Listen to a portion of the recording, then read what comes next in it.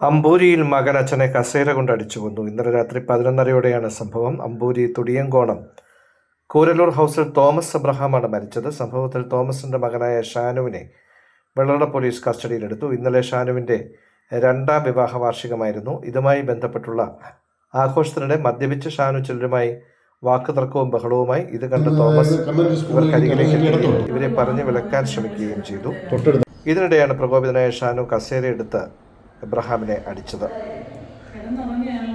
അടിയുടെ ആഘാതത്തിൽ തോമസ് കുഴഞ്ഞു വീഴുകയും ഉടനെ സമീപത്തെ ആശുപത്രിയിൽ എത്തിച്ചുവെങ്കിലും ജീവൻ രക്ഷിക്കാനായില്ല. ഇപ്പോൾ മൃതദേഹം വെള്ളറട ആശുപത്രിയിൽ സൂക്ഷിച്ചിരിക്കുകയാണ്. നഴ്സറി ആയിരുന്നു ഇവിടെ. ഞാൻ നഴ്സറി കഴിഞ്ഞപ്പോൾ ആൾക്കാരെല്ലാം പിരിഞ്ഞു പോയപ്പോൾ 10 മണിയൊക്കെ കഴിഞ്ഞു.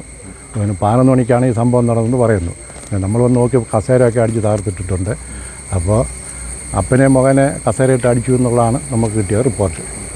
അങ്ങനെ ഇരിക്കുന്നത്. ഈ പയ്യനിവിടെ വന്നിട്ട് എത്ര കാലമായി? പയ്യനിപ്പോൾ വന്നിട്ട് ചെന്നൈയിലായിരുന്നു. ഒരാഴ്ചയായെന്ന് തോന്നുന്നു ഇവിടെ വന്നിട്ട്. ഒരാഴ്ച ആയത്. അങ്ങനെ പയ്യനും വീട്ടുകാർക്കും എന്തെങ്കിലും പ്രശ്നമാണ്? പയ്യനും വീട്ടുകാരുമായിട്ട് വിഷയമൊന്നുമില്ല. ഈ ആഘോഷത്തിനിടെ അങ്ങോട്ടും ഇങ്ങോട്ടും എന്തെങ്കിലുമൊക്കെ പറഞ്ഞ് കുഴപ്പങ്ങൾ സൃഷ്ടിച്ചെന്നുള്ളതാണ് നമ്മുടെ ഒരു അഭിപ്രായം. ഞാനിവിടെ വന്നപ്പോഴത്തേക്ക് വീടിങ്ങനെ സീൽ ചെയ്തിരുന്നു. അത് കഴിഞ്ഞപ്പോഴത്തേക്ക് കുറേ കഴിഞ്ഞപ്പോഴത്തേക്ക് അന്വേഷിച്ചപ്പോഴത്തേക്ക് ഇങ്ങനെയാണ് ഇവിടെ സംഭവം നടന്നു എന്ന് മാത്രമേ എനിക്കറിയാവുള്ളൂ.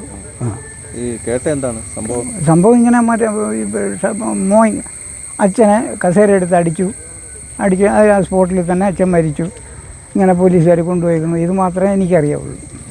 ചെറിയ ചെറിയ വിഷയങ്ങളൊക്കെ ഉണ്ടായിരുന്നു. പിന്നെ തമാശയായിട്ട് അങ്ങനെ പോയി. അത് പിന്നെ വൈകുന്നേരമായപ്പോഴത്തേക്കും അത് എന്തെങ്കിലും വിഷയമായി. മോൻ വിടല അങ്ങനെ പിന്നെ രാത്രി 9:30 ചെന്നതാണ്. ചെന്ന് കഴിഞ്ഞപ്പോഴത്തേക്കും അവൻ വയലൻ്റായി. ഞാൻ പറഞ്ഞു എന്നെ ജില്ല ചെയ്യുന്നത് എന്തിനാ, വേറെ ചെയ്യേണ്ട കാര്യമില്ല, നീ എന്നെ ചെയ്താൽ അങ്ങനെ ഒന്നും കൊടുത്താൽ എന്ത് ചെയ്യാൻ പറ്റും. എല്ലാവരും ചെയ്ത് കഴിഞ്ഞാൽ അവന് പോകും.